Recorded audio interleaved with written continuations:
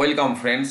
আগামীকাল বন্ধকে কেন্দ্র করে আজকে মধ্যশিক্ষা পর্ষদ থেকে যে ম্যাচিং অর্ডারটি বের করেছে সেখানে পরিষ্কার বিদ্যালয়ের প্রধান শিক্ষক শিক্ষিকাদের নির্দেশ দেওয়া হয়েছে যে আগামীকাল কোনো শিক্ষক বা শিক্ষাকর্মী যদি অনুপস্থিত থাকে তাকে যেন শোকজ করা হয়।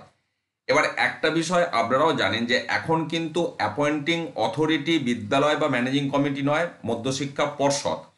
শোকজ করার ক্ষমতা কিন্তু বিদ্যালয়ের প্রধান শিক্ষক শিক্ষিকার নেই। এবং গত 4 মার্চ 2025 কলকাতা হাইকোর্টে একটি মামলার প্রসঙ্গে একজন সহশিক্ষককে তার বিদ্যালয়ের প্রধান শিক্ষক শোকজ করেছিল। কিছু ঘটনা ঘটেছিল, সেটা আমি আলোচনায় আর যাচ্ছি না, আমি সেই সময় এটা নিয়ে আলোচনা করেও ছিলাম।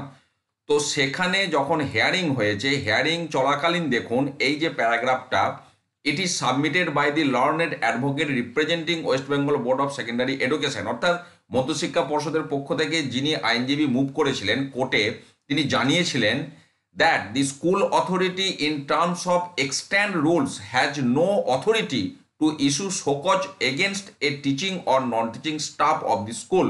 অর্থাৎ বিদ্যালয় মানে স্কুল অথরিটির কথা বলা হচ্ছে, তার মানে প্রধান শিক্ষক এবং ম্যানেজিং কমিটি কারোরই ক্ষমতা নেই যে সেই বিদ্যালয়ের কোনো শিক্ষক বা শিক্ষাকর্মীকে শোকজ নোটিশ ইস্যু করার। তারপরে কি তার ক্ষমতাটা কোন জায়গায় সেটাও উনি বলেছিলেন কোর্টে দাঁড়িয়ে যে school authority can intimate misconduct of any teaching or non teaching staff of the school to the concern DI of school as well as West Bengal board of secondary education for taking appropriate steps in accordance with law. অর্থাৎ প্রধান শিক্ষক শিক্ষিকা বা managing কমিটির ক্ষমতা হচ্ছে কোনো শিক্ষক বা শিক্ষাকর্মী যদি মিসকন্ডাক্ট করে সেটা তিনি ডিআইকে জানাবেন, তার সাথে মধ্যশিক্ষা পর্ষদকে জানাবেন, কিন্তু সরাসরি শোকজ করার কিন্তু কোনো ক্ষমতা নেই। এটা মধ্যশিক্ষা পর্ষদ কলকাতা হাইকোর্টে দাঁড়িয়ে কিন্তু এই কথা বলেছিল, আপনারা এই জাজমেন্ট কপিতে সেটা দেখতে পাচ্ছেন। কিন্তু আজকে সেই মধ্যশিক্ষা পর্ষদ থেকেই বিদ্যালয়ের প্রধান শিক্ষক শিক্ষিকাদের নির্দেশ দেওয়া হলো যে যারা বিদ্যালয়ে আগামীকাল আসবেন না শিক্ষক এবং শিক্ষাকর্মীদের, তাদের যেন শোকজ করা হয়। তাহলে এই যে একটা সব বিরোধী বিষয় আমরা দেখতে পাচ্ছি মধ্যশিক্ষা পর্ষদের পক্ষ থেকে, এটাই একটু অবাক করার মতো কিন্তু বিষয়। এবং এই মামলা তারপর সেদিনই, অর্থাৎ যে ডেট আমি দেখালাম সেখানেই এটা ডিসপোজ হয়ে যায়।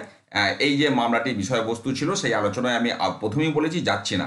অর্থাৎ যেটা আমরা পরিষ্কার দেখতে পাচ্ছি, মধ্যশিক্ষা পর্ষদ কিন্তু একটা স্ববিরোধী কার্যকলাপ প্রণয়ন করেছে আজকে যে বিজ্ঞপ্তিটা দিয়েছে, এবং কোর্টে তারা যেটা জানিয়েছিল। এই বিষয়ে আপনারা অবশ্যই আপনাদের সুচিন্তিত মতামত ভিডিওতে কমেন্ট করে জানাবেন। ভালো থাকুন, সুস্থ থাকুন, ধন্যবাদ।